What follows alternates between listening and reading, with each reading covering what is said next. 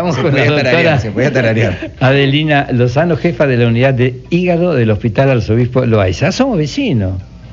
Claro. Cerca de mí, yo vivo por Bremia. ¿Sí? Sí, espero no tener que visitarte, no. Adelina, para saludarte nomás, ¿no? Así es. Y dicen que la hepatitis C predispone a la diabetes, eso no sabía. Pero, no, pues yo le estaba contando de mi hepatitis, que fue en la época que no tenía, pero tú sabes que no tenía letra, al principio le decían la hepatitis, qué sé yo. No, es que hepatitis C era la hepatitis no A, no B. ¿Sí? Entonces cuando queríamos decir, ¿y qué hepatitis es? Ya se había descubierto la hepatitis A, entonces uno es hepatitis A. Y ahora, ¿qué hepatitis es? Cuando se descubrió la B, ya se identificaba y era la B. Pero había una hepatitis que no se sabía qué era, entonces le llamábamos la no A, no B, hasta que se descubrió que era C. Bueno, pero después hay D, E. Pero me encanta. Entonces... Va mutando cada vez mejor. Son diferentes. ¿Son mutantes? No, no son mutantes, son diferentes. Cada una tiene una particularidad.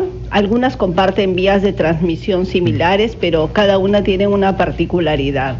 Sobre todo por los efectos de curaciones, ¿no? O crónicas o agudas solamente. Por ejemplo, lo que me decías antes de empezar el programa, que pasó la hepatitis y luego todo quedó como si nada. Entonces, esas son las hepatitis sencillas, la A, ¿no? Que viene la enfermedad, el hígado se recupera al 100% y uno... ¿Y te inmuniza esa hepatitis? ¿No? Sí, para toda la vida. Pero a medida que va avanzando las letras del abecedario, ¿es más grave cada una? No necesariamente. Es la forma en la que se descubren las vías de contagio que van apareciendo y se van identificando. Por ejemplo, desde que tenemos la unidad de hígado en el Hospital Loaiza, que ya tiene como 2 años de funcionamiento, una de las cosas que vemos hemos hecho un estudio prospectivo, y una de las cosas que vemos es que hay un grupo de pacientes grande, de pacientes cirróticos, que les hemos buscado las hepatitis comunes, B y C, que hemos buscado la esteatohepatitis, que es como la más frecuente del hígado graso, pero hay un grupo que no sabemos por qué es, y le hemos hecho todos los exámenes para buscar. Entonces uno se plantea si no será que hay otra de estas crónicas, que tendría la hoy no A, no B, no C, no sé. La no sé, es buena. ¿Y el alcohol tiene que ver con la hepatitis? No es nocivo, digamos, no. A ver, el alcohol tiene que ver con el empeoramiento de la hepatitis. Es decir, si yo tengo una hepatitis C y encima de eso yo tengo como práctica rutinaria ingerir alcohol, seguro que en lugar de darme la cirrosis en el tiempo, que es la historia natural, 20 o 30 años, me lo dará en menor tiempo. Entonces es una influencia que agrede más al hígado y hace el periodo más corto de la enfermedad. Adelina, ¿y hay parentesco entre la cirrosis y la hepatitis? A ver, lo que pasa es que la cirrosis es el estadio final de una hepatitis que va a ser crónica. Por ejemplo, hepatitis C es una enfermedad que va a ser crónica, por lo menos en el 80% de los que se infectan. Entonces hay un 20% que por medios propios van a eliminar el virus, pero un 80% pasará a la forma crónica. Estos que van a ser a la forma crónica van haciendo fibrosis permanente y cada vez más progresiva, y el estadio final de esa fibrosis es la cirrosis. Claro.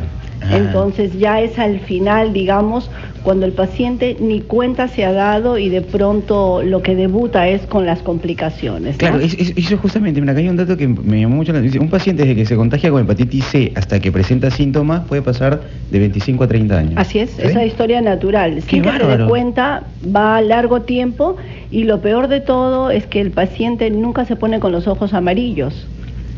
Entonces no sabe.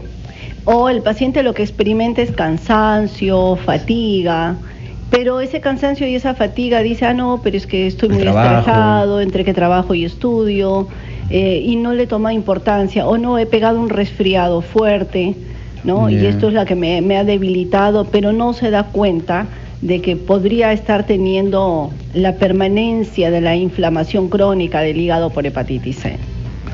Interesante, ¿no? Yo no sabía tantas cosas. Te puedes estar tratando por cualquier otra cosa y lo que en realidad tienes es una inflamación del hígado. Así es, sí.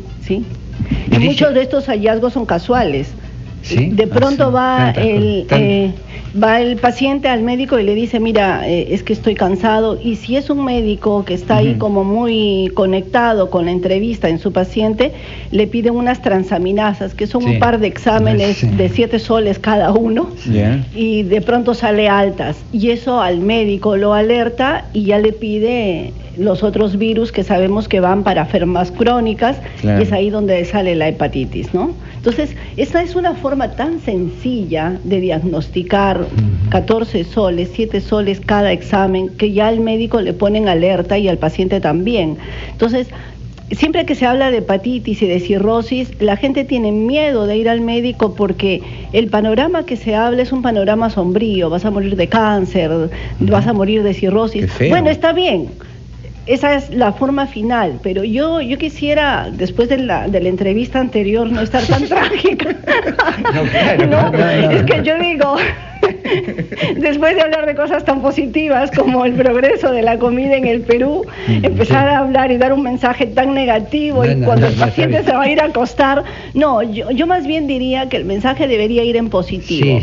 Vaya al médico, y si estuvo expuesto a una transfusión sanguínea hace muchos años atrás, donde no se descubría y decíamos la no A, no B y no se sabía, y dice, pero no necesita que el médico le pida, a veces uno mismo proponerle al médico, ir al revés, mire doctor, hace años me hicieron una transfusión sanguínea, o paquetes globulares o glóbulos rojos, o alguno de estos componentes, y decir, doctor, ¿me puede hacer el examen? Sé que se podían haber transmitido virus, porque no por descuido, no porque el médico no me haya querido examinar esa bolsa que me transfundieron, no se sabía, ¿sí? O a lo mejor curaciones dentales en sitios que no son muy seguros, los piercing, los tatuajes, todo eso compartir rasuradoras, todo lo que vaya por esa vía. También. Hay un llamado telefónico, doctora, está abierto en mi allá, ¿no?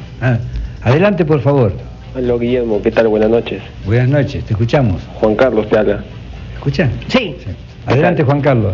Un saludo para la doctora. 3 preguntas. Ese examen análisis para diagnosticar es el perfil hepático. La siguiente es, practico voz y constantemente a veces hay golpes en la parte del hígado y eso con el tiempo puede dañar. Y la tercera pregunta es ¿qué cuidado tengo que tener? ¿Alguna medicina natural? ¿Alguna hierba tomar? A ver, la primera era el perfil hepático. Digamos que el perfil hepático no necesariamente, porque cuando hablamos de perfil hepático incluimos bilirrubina, albúmina, tiempo de protrombina, que son factores de coagulación, todos sintetizados en el hígado. Yo diría básicamente el nivel de transaminasas, que son 2 enzimas que se producen en el hígado y se elevan cuando hay muerte del hepatocito, que es la célula hepática. Esa es la que al médico le orienta y lo que al paciente también le ponen expectativa. La segunda, en relación al golpe, los golpes por el box, ¿dañan el hígado muchos golpes? A ver, tendría que ser un golpe muy traumático y podría esto producir a lo mejor un hematoma, pero esto no tiene relación con el tema crónico. Y la última pregunta, las recomendaciones para... Las recomendaciones, a ver, yo diría la principal recomendación es mantener un adecuado peso para la talla, y una forma práctica es decir, si mido 1,70 m, 70 kilos, si mido 1,50 m, 50 kilos. Esa es una buena conducta para mantener un hígado sano. Entonces se hablan de hepatoprotectores y cosas de esta, y en realidad esto no es real, ¿no? Lo real es que si voy a ingerir alcohol, seguro que me va a caer mal al hígado, porque no es que si tomo tal o cual pastilla me va a proteger el hígado, no. La gente dice, me tomo una pastilla, que toma pastilla antes, después chupón. Sí, y todavía toma trago fuerte, entonces llega a la consulta y dice, bueno, es que tomé una bebida buena, un buen vino, un buen whisky. Bueno, esos cada vez tienen más porcentaje de alcohol, entonces la lesión es igual y peor cuanto mayor porcentaje de alcohol. Y si encima ya tiene la hepatitis C, que no sabía que la tenía, entonces va martillando al hígado. Y por ejemplo, hablando de tratamientos y prevención, la prevención sería, para hepatitis C, por ejemplo, no exponerse a los riesgos de contacto sanguíneo, ¿sí? Entonces, si uno va a tener un piercing, un tatuaje, si va a utilizar en una de estas peluquerías una rasuradora, asegurarse que todo sea muy personal, ¿sí? Las uñas para cortar las manos, la manicure, pedicure, todo como que fuera muy personal. Esa es una manera preventiva, mejor que tomar algo. Si ya tiene la hepatitis C, ahora hay terapias modernas. Entonces, antes el Perú tenía una terapia estándar de 2 medicamentos que curaba aproximadamente al 50% de los pacientes. En cambio, hoy en día hay terapias, la última, por ejemplo, digo de las que llega a Perú, porque hay otras mucho más modernas que todavía no han llegado, que todavía no las tenemos disponibles, pero acorta los periodos de tratamiento de 1 año a 6 meses. Entonces, este es un mensaje esperanzador. ¿Pero en qué consisten estos tratamientos? O sea, ¿cuál es lo novedoso? Son terapias de 3 medicamentos. La actual, por ejemplo, una que es una inyección subcutánea, y 2 que son medicamentos por vía oral. Entonces, tiene que ser una suma de varios medicamentos para conseguir mejores porcentajes de curación. Entonces, con la suma de estos 3 medicamentos uno puede alcanzar porcentajes hasta de un 85% de curación. Y cuanto más temprano se diagnostica la enfermedad, más alta la posibilidad de curación. Entonces, por eso yo les decía, deberíamos de dar más bien este mensaje, primero de prevención, segundo de que es el paciente, que si el médico no toma la iniciativa, que sea el paciente el que le pida, así como que va y le dice, doctor, hágame una glucosa para ver si tengo diabetes, ¿sí? Hágame colesterol y triglicéridos para ver cómo estoy, igual que vaya y lo pida con confianza, ¿no, doctor? Hágame transaminasa. Este chico aprendió la lección. Sí, no parece, pero está atento siempre. Sí, entonces, hágame unas transaminasas, claro, y luego que lo pida claramente, hágame un antivirus hepatitis C. Vamos a hacer antes de hacer la transaminasa, vamos a hacer un corte y volvemos. Le voy a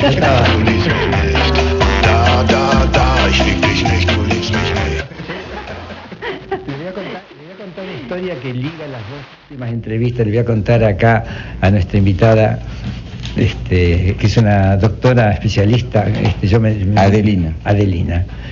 Villa Adelina es una localidad. En el campo, nosotros íbamos mucho tiempo, todos los veranos la pasamos en el campo. Y había entre las señoras que trabajaban, las esposas de las personas que trabajaban ahí, había algunas viejitas, señoras muy viejitas, ¿no? Y un día una señora esta viejita, que tendría 80 años, la llevaron al médico, nunca había ido al médico. Era italiana, era de toda la migración italiana, se habían ubicado en el campo, bueno. Y la llevaron, yo me acuerdo de la historia, porque la llevaron al médico, y el médico le dice, tiene el hígado inflamado. Y la mujer empezó a reírse, y no podía parar de reírse. Y dijo, tenemos hígado como las gallinas, dijo. No sabía que tenía hígado. Es maravilloso, no sabía que ya, claro, abría las gallinas, sacaba el hígado, todo, después sacaba la bilis, para que no. Y ya no sabía que los seres humanos también tenían hígado. Mira qué fantástico. No sé. ¿Cuál es la importancia del hígado en el cuerpo? Es como un filtro que va recibiendo toda la basura, digamos, que nos metemos al cuerpo. Hoy conversaba con un colega y me decía, yo le decía, me parece importante el hígado. Me dice, bueno, poca gente se apasiona por el hígado en la medicina y menos en la gastroenterología. Y usted es una apasionada del hígado. Sí, a mí me encanta el hígado. Me encanta el hígado. También. Es riquísimo. También. Entonces, pero yo le decía, el riñón es importante, sí, porque metaboliza y excreta las cosas. Pero si no funciona, hay una máquina que es la que dializa todo y como que nos da el soporte. Con el hígado no pasa eso. O sea, el hígado es tan importante, es una maquinaria de fabricación de todas las proteínas, de todas las cosas que nosotros necesitamos para vivir, pero el día que esta se va malogrando es que no hay una máquina extra corpórea, ¿no?, que vaya cumpliendo las funciones. Pero además es un hígado, es un órgano noble, porque está tan calladito, trabaja, nada. Protesta solo al final, cuando la cirrosis está establecida y las complicaciones se han dado. ¿Tú eres de San Marcos? No, ¿tú eres de San Marcos? No, yo soy de la Universidad Nacional de Trujillo en el pregrado y el posgrado de San Marcos. Sí. Tenemos una llamada. Me estaban preguntando. ¿Aló? ¿Aló? Sí, te escuchamos. Aló, muy buenas noches. En primer lugar, para felicitarlo por su programa, Guillermo. Y la pregunta a la doctora sobre la prevención. Sabíamos que hay cosas que no se deben comer, o no estar en contacto con sangre, qué sé yo. Pero hay prevención en vacuna, podemos vacunar. Esa sería mi primera pregunta. Y la segunda pregunta es, ¿cuánto me protege la vacuna? ¿Cuántos años? ¿O hay que estar vacunándose constantemente? Y la tercera, para no importunar, es que nuestros hospitales nacionales que tienen bajos recursos, uno que llega con hepatitis ya diagnosticada, nos podemos curar, nos cuesta muy caro. ¿Qué medicinas hay que nos puedan tratar? Muy bien, gracias. Sí. Gracias. A ver, la primera es el tema de las de los alimentos, dijo, ¿no? ¿Qué alimentos? Yo diría todo lo que es sano y bajo de grasas para evitar el sobrepeso. Y todo lo que tenga poco contenido o exceso de harinas, también para mantener el nivel del peso adecuado en un balance con colesterol y triglicéridos que no estén muy altos, que no haya riesgo con el sobrepeso de hacer diabetes, que ahora se llama a un conjunto de obesidad y diabetes más hipertensión, síndrome metabólico, y esto tiene que ver con problemas del hígado. Entonces, un peso para la talla ideal con una alimentación balanceada con frutas, verduras, leche y huevos es como lo más saludable, ¿sí? En relación al tema de la prevención y las vacunas, hay vacuna para hepatitis A y vacuna para hepatitis B. De tal manera que la vacuna de hepatitis B es gratuita, el Ministerio de Salud la tiene en todos los hospitales y en todos los centros de salud donde hay centros de vacunación, de tal manera que pueden tener acceso cualquiera que desee esa vacuna. Para hepatitis A, no. Hepatitis A la tiene que adquirir cada quien y sí es recomendable. Y en cuanto al tiempo de la protección, para hepatitis A son 2 dosis de vacuna, una el primer día y la otra a los 6 meses y por tarde hasta el año para completar la segunda dosis si uno se olvida.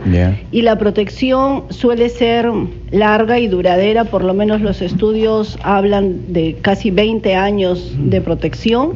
Para hepatitis B, las vacunas son 3, no vale si es que uno se vacuna 1 o 2 dosis, hay que completar las 3. Es como no haberse vacunado. Sí, exacto, esto es muy importante. Y es preferible que entre la primera y la segunda dosis el tiempo sea no tan largo, es decir, si uno se demora mucho, la segunda dosis debe de ser al segundo mes. Lo ideal sería entre el primer y segundo mes. Y la tercera dosis uno tendría tiempo, si se olvidó, para colocársela hasta dentro del primer año. Entonces, tenemos protección para A, tenemos protección contra B, pero no hay vacuna contra C. Ah, caray. ¿Y hay alguna edad en la que yo sea ideal para vacunarme o puede ser a cualquier edad? Lo ideal es lo más temprano posible. Es decir, en Perú, por ejemplo, y en casi todos los países de América Latina, la infección para hepatitis A se contrae en el 90% en los primeros 10 años de la vida. De tal manera que uno debería, para hepatitis A partir del segundo año de edad, ya empezar a vacunarse. Y para hepatitis B, esto no nos cuesta porque está dentro del programa de vacunación del Ministerio en la vacuna que es la pentavalente, que incluye dentro de las demás hepatitis B. Entonces ahí lo que hay que hacer es cumplir con llevar a los chicos a la vacunación. Sí. ¿Y las relaciones sexuales pueden transmitir la hepatitis? Sí, sobre todo hepatitis B. Hepatitis B está ampliamente demostrada, una de las vías de contagio es la vía sexual, no así para C. No para C. La posibilidad de contagio por vía sexual de C es muy, muy bajita, a diferencia de B, ¿no? Tenemos otro llamado. ¿Aló? ¿Aló? Sí, te escuchamos. Baja tu radio, por favor, si no te va a dar hepatitis. ¿Aló? Te escuchamos. ¿Se fue? Se bajó, se le bajó el ánimo. Creo que le dio hepatitis de verdad, como dijiste. Se asustó. Ella me estaba mirando y están en el cementerio. No, bueno, seguimos nosotros. me distrajo Estamos con la doctora Adelina Lozano, jefa de la unidad de hígado del Hospital Arzobispo Loaiza. Y hablando de la hepatitis, pues. Y hablando de la hepatitis. Así que, bueno, yo ya me considero curado de la hepatitis, de la que tuve hace 50 años. Claro, 53 años. Lo más probable es que aun cuando no hubiera habido nombre para esa hepatitis, haya sido hepatitis A, porque esa es la que deja el hígado totalmente sano. Pero lo que a mí me sorprendió mucho tiempo después, con otras personas que tenían hepatitis, es que seguían haciendo su vida normal. Porque era hepatitis C, era otro tipo de hepatitis. Pues yo no me podía ni mover de lo cansado que estaba. No, lo que pasa es que no todos los pacientes reaccionan igual. Claro. ¿Sí? Hay un grupo de pacientes que hacen la hepatitis con el color clásico amarillo de los ojos, de la piel y todo. Pero hay un grupo de pacientes que médicamente le llamamos la hepatitis sin ojos amarillos, ¿sí? Hepatitis anictérica. Es decir, ese paciente no sabe que está enfermo de hepatitis, piensa que está mal de un resfriado fuerte, porque tiene cansancio, malestar, dolor de huesos, a lo mejor náuseas, piensa que tiene un cuadro viral, es que es un virus, la hepatitis es un virus, ¿sí? Y ese, por ejemplo, puede pasar esta fase aguda sin darse cuenta que estuvo enfermo de hepatitis. ¿Sí? Perfecto. Hay otro llamado, doctora. ¿Aló? Ah, no, se cortó también. No. Me vuelven loco, che. Te quieren confundir un poquito. Me quieren confundir. Yo le interrumpo a la doctora, me llaman. Te distraen. No importa. Bueno, pues ya nos ha dado la leche, sí, usted le recomendó leche. ¿La leche es buena? Sí. Bueno, la leche es buena desde el punto de vista que es un alimento que tiene proteína, caseína, alto valor biológico. Por varias razones. Cuando un paciente tiene cirrosis, por ejemplo, hay estudios que mejora el estado nutricional de estos pacientes, sí, porque tiene la caseína, que es una proteína de alto valor biológico, entonces es recomendable. No, yo decía porque hay gente que, como yo, no tengo intolerancia, sería mucho decir, pero si tomo más leche, un vaso de leche para mí sería fatal. Un vaso entero de leche me daría. Claro, lo que pasa es que hay determinados momentos de la vida que tienen mayor importancia. En los años de formación, por ejemplo, tienen importancia, y sobre todo en el sexo femenino, porque la masa ósea... Como que Guillermo ya no está en etapa de formación, me parece. No, yo estoy en etapa de derrumbe, lo que se llama derrumbe. Claro, porque la masa ósea... Demolición. Demolición. La masa ósea en las mujeres va en las primeras años de vida, y de allí ya no. Entonces uno necesita esa masa ósea bien formada en los primeros años de vida, y uno de los alimentos que proporciona ese calcio es la leche, ¿no? El queso. El queso me fascina. El queso puedo comer todo lo que quiero, no me cae mal. Yogur. Entonces no es la lactosa. Doctora, nos tenemos que despedir. Desgraciadamente, se nos va la jefa de la unidad de hígado del Hospital Arzobispo Loaiza, la doctora Adelina Lozano. Muchísimas gracias por... Gracias. Nos ha ilustrado. ¿Se ha tranquilizado? Sí, ya estoy más tranquilo. Sí. Gracias, doctora. Bueno, gracias por el espacio. Muchas gracias. Nosotros lo dejamos bien, sexo a la medianoche, ¿no?